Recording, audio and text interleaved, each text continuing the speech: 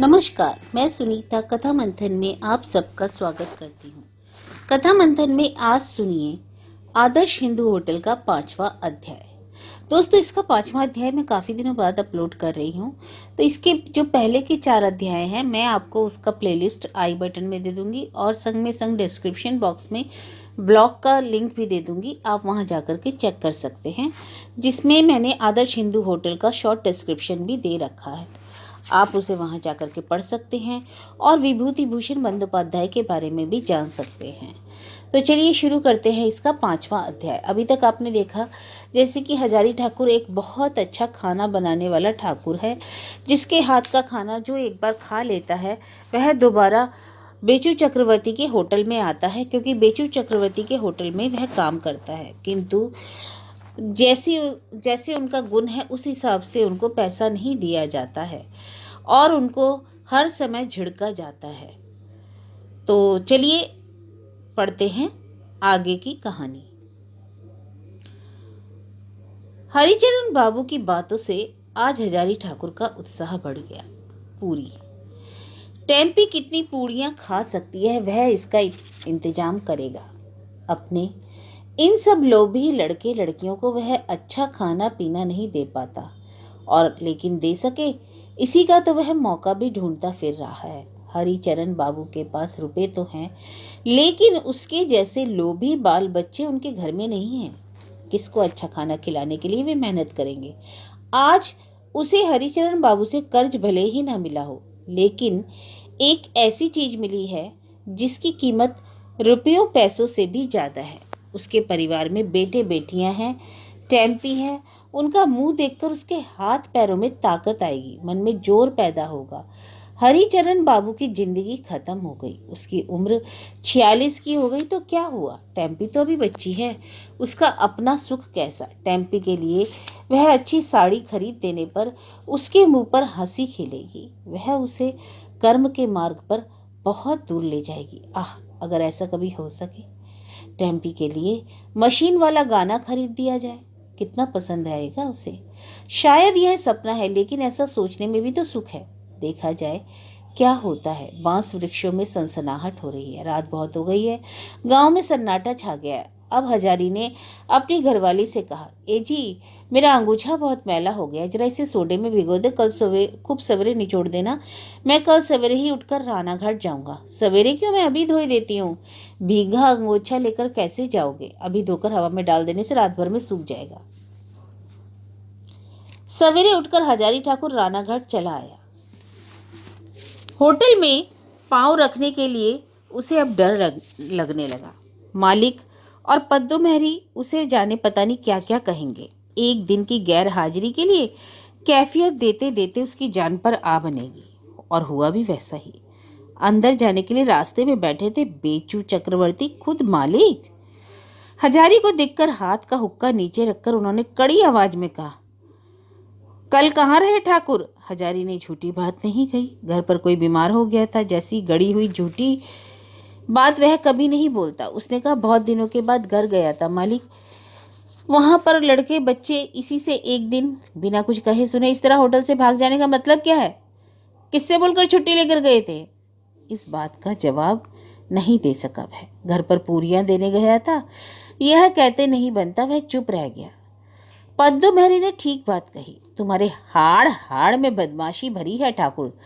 देखने में भले आदमी लगने से क्या होता है? इतने बड़े होटल का खाना पकाना छोड़कर किसी से कुछ कहे बिना एकदम लापता हो गए। अजी मैं कहता हूँ, नाक का पानी आँख का पानी सभी मिलकर गांजाखोर नमक हराम चालाकी करने को तुम्हें दूसरी जगह नहीं मिली? बेचू चक्रवर्ती के गले की तेज आवाज सुनकर पद्दू मेहरी यह देखने आई थी कि मामला क्या है। दरवाजे से झांककर हजारी को देखते ही वो बोली, अच्छा अच्छा, कैसे कैसे, फिर कैसे दिखाई पड़े? अरे कल तो मैंने कहा जरूरत नहीं है, इस आफत के मालिक को विदा ही कर दो। गांजा पीकर नशे में धुत कहीं पड़ा होगा, चेहरा नहीं देख रहे? हजारी ठाकुर ने घबराकर दीवार में कील के सहारे टंगे छोटे आईने में अपना चेहरा देखने की कोशिश की। पद्दू मेहरी ने उसके चेहरे में क्या देख लिया? गांजा तो दूर, सवेरे से तो उसने एक बीड़ी तक नहीं पी।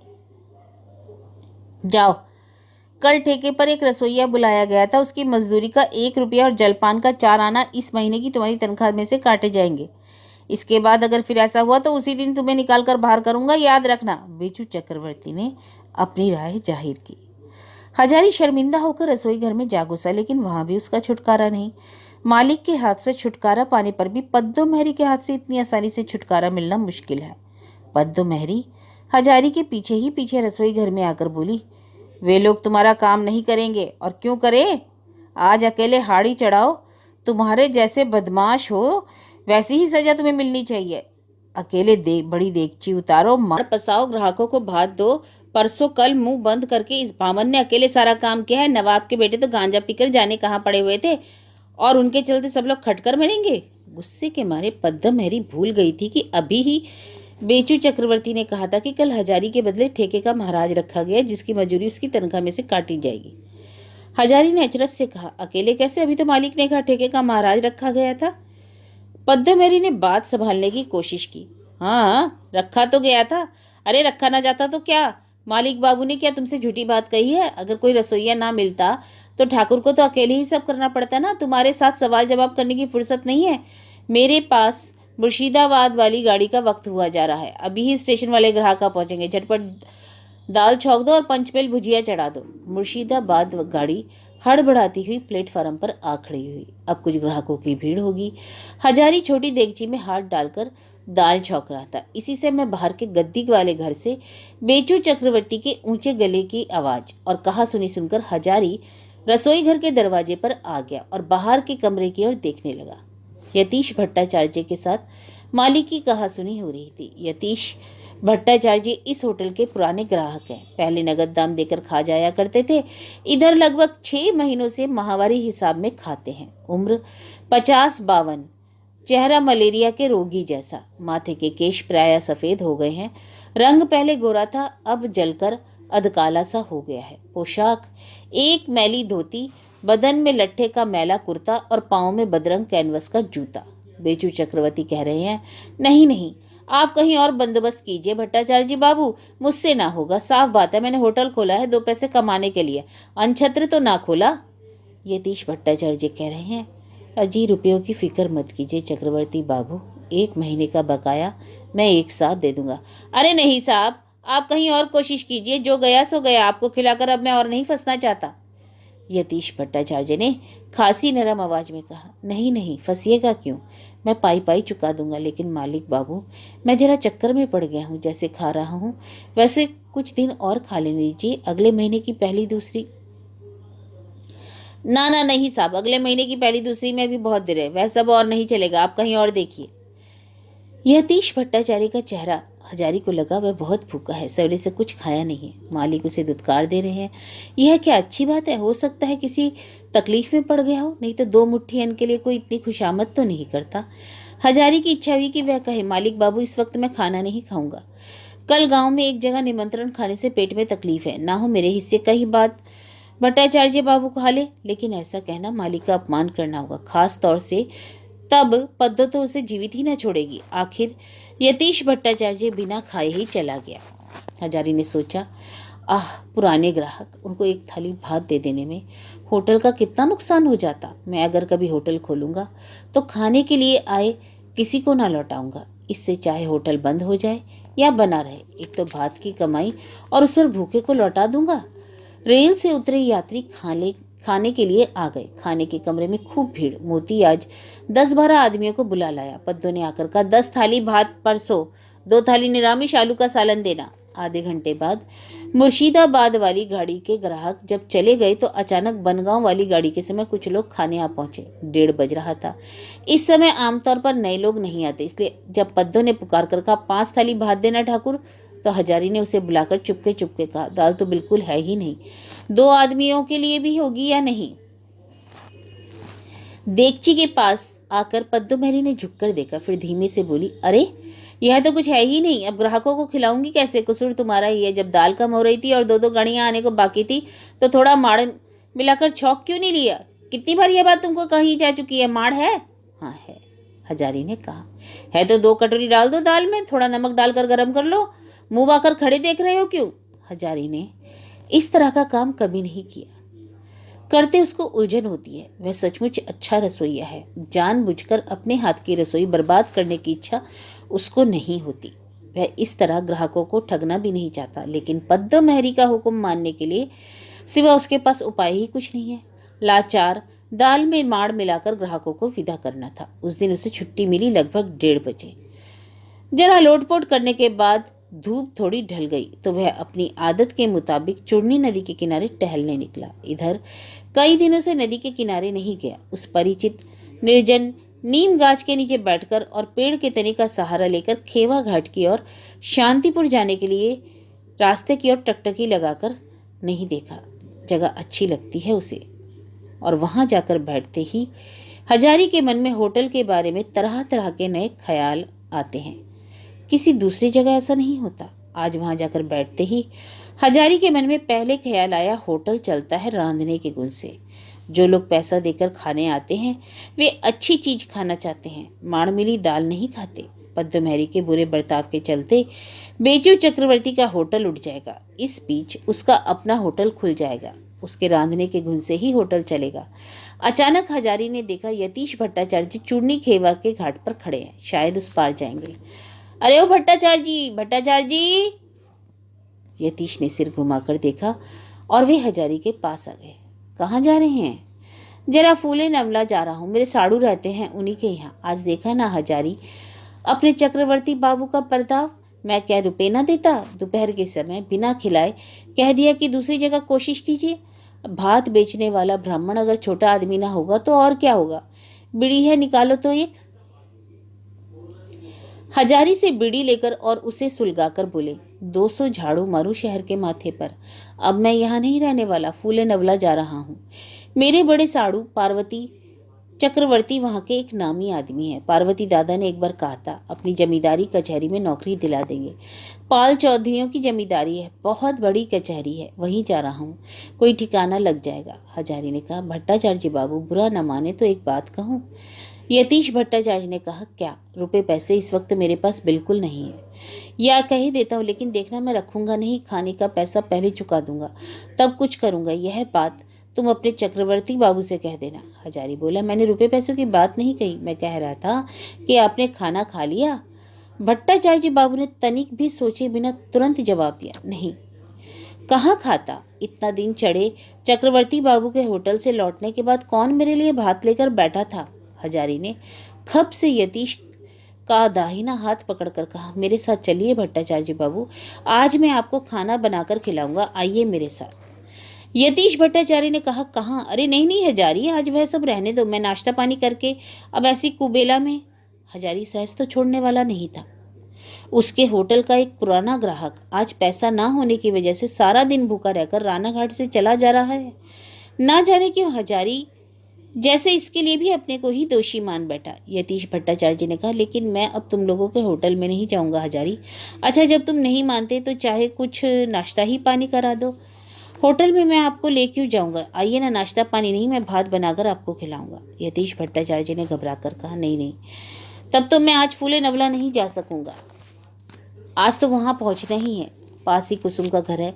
एक बार हजारी ने सोचा कि भट्टाचार्य को वहां ले जाऊं या नहीं। आखिर सोच समझकर वैसा ही किया, नहीं तो इस भले आदमी को कहाँ बैठाकर खिलाएगा। कुसुम के दरवाजा खटखटाते ही कुसुम ने आकर दरवाजा खोल दिया। हजारी को देखकर हंसती हुई कुछ कहने जा रही थी कि अचानक यतीश भट्टाचार्य पर नजर पड़ते ही लज्जित होकर धीमी आवाज में बोली, बाबा ठाकुर, कैसे आना हुआ? साथ में ये कौन है? इन्हीं के लिए तो आया हूँ। ब्राह्मण है, दिन भर के भूखे हैं, मेरी जान पहचान के हैं, हमारे होटल के पुराने ग्राहक हैं। इनके पास पैसे नहीं थे, इसलिए मालिक ने इन्हें खाना नहीं दिया। ये बिना खाए पिए शांतिपुर चले जा रहे थे। मुझसे मुलाकात हुई तो मैं पकड़ लाया। इन्हें कुछ खिलाए बिना तो छोड़ा नहीं जा सकता। जाकर बाहर का कमरा खोल दिया।